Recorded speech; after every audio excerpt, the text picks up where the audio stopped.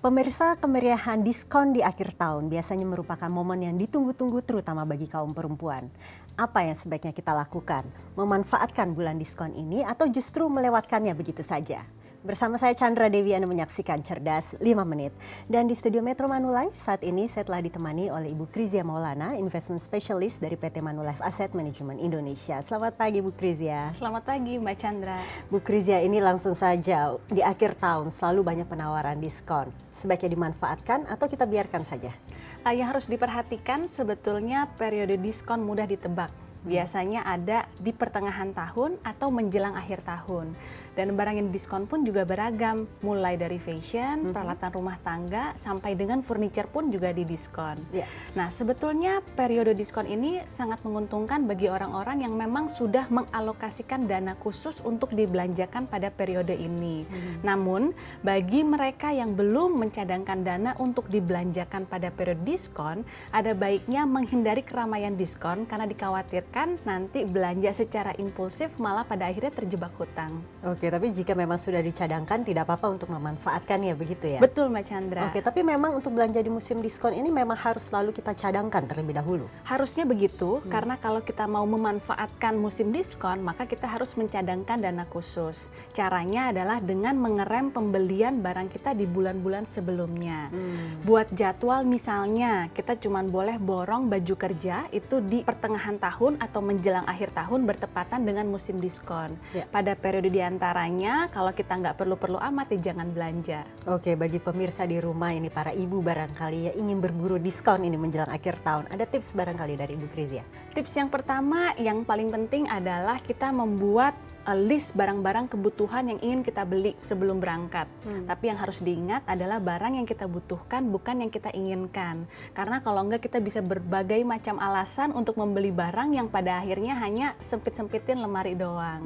Nah, lalu kedua adalah jangan belanja hanya karena diskon. Karena kalau enggak bisa jadi kita pulang dengan banyak bawa belanjaan tapi ternyata barangnya nggak kepake. Dan yang tidak kalah penting adalah sebelum membeli kita harus teliti barang tersebut karena dikhawatirkan barang tersebut bisa didiskon karena ada cacat, rusak atau kotor pada bagian barangnya. Oke, tapi terkadang ini namanya bulan diskon ya. Kita tidak bisa mengontrol budget kita. Pada akhirnya bisa saja kemudian melampaui batas dari anggaran yang sudah kita cadangkan begitu ya. Lalu kita harus bagaimana dong? Caranya adalah ketika kita membeli barang tersebut langsung catat dan hitung di tempat. Kita bisa menggunakan smartphone, lalu kemudian kita bandingkan dengan budget yang sudah di-set di awal. Jangan sampai kita belanja melebihi budget tersebut. Kalau ternyata sudah melebihi, lalu bagaimana? Apa boleh kita menggunakan dana darurat barangkali ya, untuk paling tidak untuk membayar tagihan belanja yang barangkali kita bayarkan dengan kartu kredit? Mestinya dana darurat tidak boleh digunakan untuk keperluan konsumtif.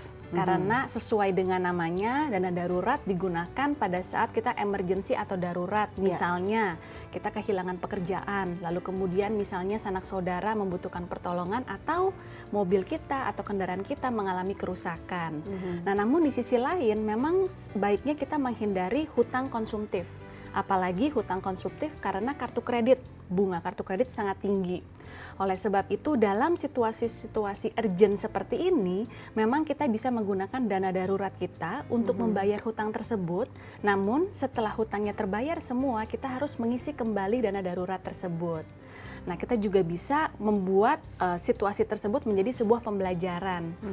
Evaluasi kembali pola belanja kita, jangan sampai kesalahan yang sama terulang kembali. Oke, barangkali jika ternyata ini pemirsa di rumah adalah seorang smart shopper, ternyata ini belanjaannya justru masih ada sisa ini dari budgetnya.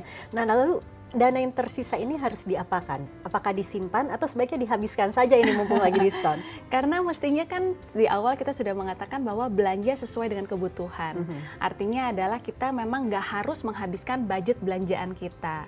Kalau memang ternyata ada kelebihan atau ada sisa, maka kita bisa simpan untuk dibelanjakan pada periode diskon berikutnya. Oke, baiklah. Terima kasih Bu Krizia atas waktu dan informasinya. Terima kasih. Dan pemirsa, demikianlah Cerdas 5 Menit, Cerdas Finansial untuk episode kali ini. Saya Chandra Dewi, terima kasih. Sampai jumpa. Dipersembahkan oleh